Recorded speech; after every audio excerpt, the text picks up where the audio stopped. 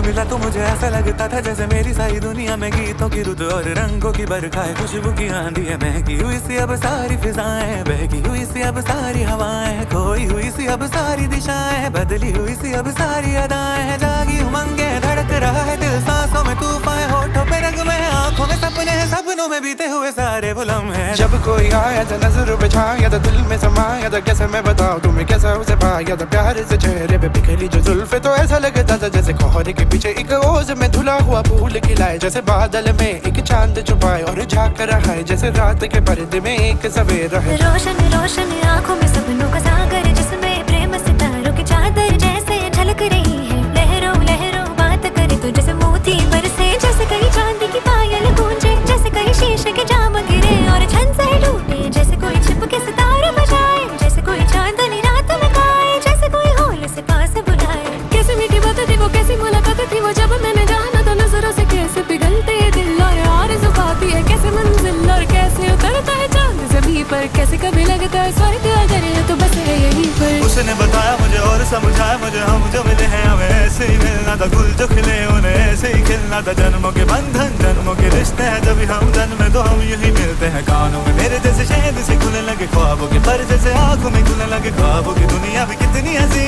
और कैसी रंगी थी, ख्वाबों की दुनिया जो कहने की थी पर कहीं भी नहीं थी। ख्वाब जो टूटे मेरे आँख जो खुली मेरी होश जो आया मुझे, मैंने देखा मैंने जाना वो जो कभी आया था, नजरों पे छाया था, दिल में